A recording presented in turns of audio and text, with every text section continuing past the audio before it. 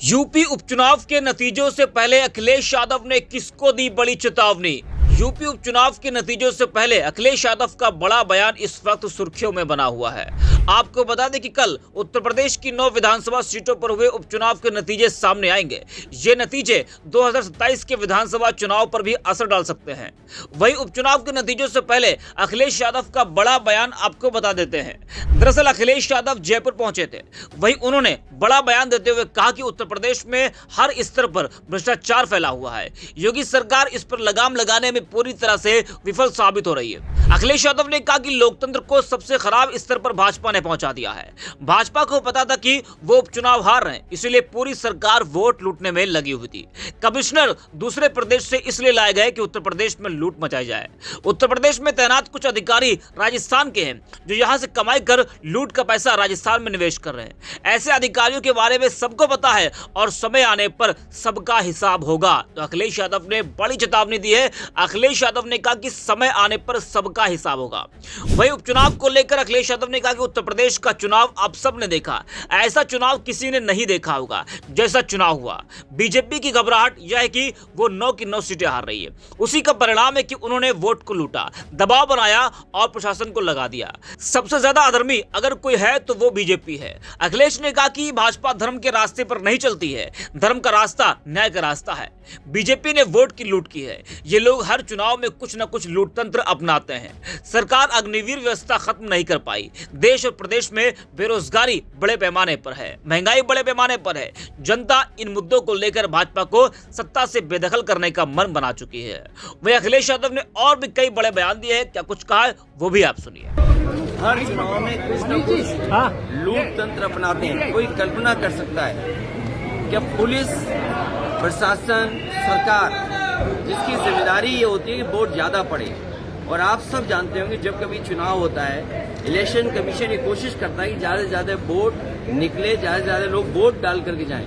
पहली बार आपने देखा होगा कोई चैनल ऐसा नहीं है जिसने अपने कैमरे के माध्यम से ये ना देखा हो कि पुलिस प्रशासन और अधिकारी सब लगे हुए थे कि वोट ना निकल पाए। क्या आप सोच सकते हैं कि मुसलमान अगर आप हैं आप वोट डालने नहीं जा सकते, आप समाजवादी पार्टी के पिछड़े हैं तो वोट डालने नहीं जा सकते, समाजवादी पार्टी के आप दलित हैं तो वोट डालने नहीं जा सकते, आदिवासी अगर आप हैं तो वोट डालने नहीं जा सकते, महिलाएं हैं अगर आप तो आप वोट डालने नहीं जा सकते। ये नए तरह का जो लोकतंत्र है ये सबसे बड़ा खतरा पैदा हुआ है बीजेपी की सरकार में। अडानी को लेकर क्या कहें? मैंने कहा अडानी को लेकर कि ये लंबी लड़ाई है, लड़ाई चलती रहेगी। केवल एक समुदाय को टारगेट किया गया यूपी में, एक समुदाय को ही टारगेट किया गया सबसे ज्यादा। तो यही तो मैं कह रहा हूँ कि लोकतंत्र का सबसे निचला स्तर बीजेपी पहुंचा लिया। बीजेपी को पता था कि चुनाव हार रहे हैं, बाई इलेक्शन हार रहे हैं, 9 की 9 सीटें आधे प्रतिशत में गिनती में 9 की 9 सीटें हार जाती है। इसीलिए पूरी सरकार वोट लूटने में लगी हुई थी। एक डीएम एसएसपी कमिश्नर इसलिए लाए गए हैं दूसरे प्रदेश से कि उत्तर प्रदेश में लूट करके वापस चले जाएं। आपके राजस्थान के भी कई अधिकारी हैं, सुनने में आ रहा है यूपी से कमा करके आपके राजस्थान में इन्वेस्ट कर रहे हैं। सोचिए यूपी का पैसा राजस्थान में इन्वेस्ट हो रहा है। ये पिस्टल वाले वीडियो में अखिलेश जी कह रहे थे कुछ बीजेपी के नेताओं ने लिस्ट बनाएंगे और हम आपसे भी मदद मांगेंगे कि अगर ऐसे अधिकारियों के बारे में, ऐसे लोगों के बारे में जानते होंगे तो हमारी मदद जरूर करना। ये पूरे देश को इसी में का पिस्टल जो दिखाई पुलिस ने, क्या महिलाओं को आप रोकोगे वोट डालने के लिए? मैं उन बहादुर अपनी माताओं को, बहनों को मैं बधाई देना चाहता हूँ।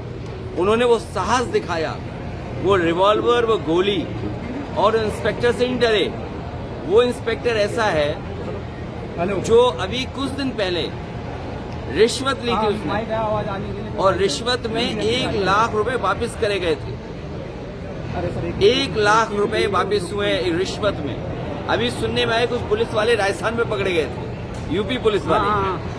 आपको ज्यादा जानकारी होगी। लेकिन ये बीजेपी के नेता कह रहे हैं कि वहाँ लॉ एंड ऑर्डर की सिचुएशन बिगड़ रही थी, स्टोन पेल्टिंग हो रही थी इस वजह से। ये बताइए, आप खुद देख रहे हैं, कैमरा झूठ नहीं बोल सकता है। आप और हम इंसान हैं, हम पे और आप पे दबाव हो सकता है, लेकिन जब आपका कैमरा देखेगा तो वो तो सच दिखाएगा। तो कैमरा तो नहीं झूठ बोल सकता है। ये पूरे देश को हिंदू राष्ट्र बनाने के लिए धीरेन्द्र शास्त्री अब सड़कों पर उतरे हैं। वो कह रहे हैं पूरे देश को हिंदू राष्ट्र थोड़ी उनके बारे में क्या ये संभल में भी एक नया कहा जा रहा है कि भाई ये चीजें चलती रहती हैं और यूपी है तो इसलिए जानबूझ के बीजेपी चलाती है। आप अग्निवीर व्यवस्था खत्म नहीं कर रहे हैं, बेरोजगारी बड़े पैमाने पर है, महंगाई बड़े पैमाने पर है, आपका सरकार पे कंट्रोल नहीं है, करप्शन हाईएस्ट लेवल पर है। तो आप सोचिए ना, तो क्या करेंगे? यही करेंगे जो कर रहे हैं वो लोग। और फिर एक योगी से ये उम्मीद नहीं करेंगे, कोई वस्त्र से योगी थोड़ी हो जाता है, विचार से बनता है। तो सुना आपने किस तरह से अखिलेश यादव ने बड़ा आरोप लगाते हुए कहा कि राजस्थान के कई अधिकारी यूपी से कमाकर राजस्थान में इन्वेस्ट कर रहे हैं। आपको बता दें कि उपचुनाव में जिस तरह से पुलिस का चेहरा सामने आया, उसको लेकर विपक्ष ने कई सवाल उठाए, पुलिस पर कई आरोप लगे। पुलिस पर यह भी आरोप लगा कि पुलिस ने मतदाताओं के साथ बदसलूकी की है, उन पर पिस्टल भी तानी गई है। जो वीडियो सामने आया उसमें यह देखा जा रहा था कि एक पुलिस वाले के हाथ में पिस्टल थी और वो मतदाताओं को धमका रहा था, जिस पर जमकर बवाल हुआ। विपक्ष ने कई सवाल खड़े किए।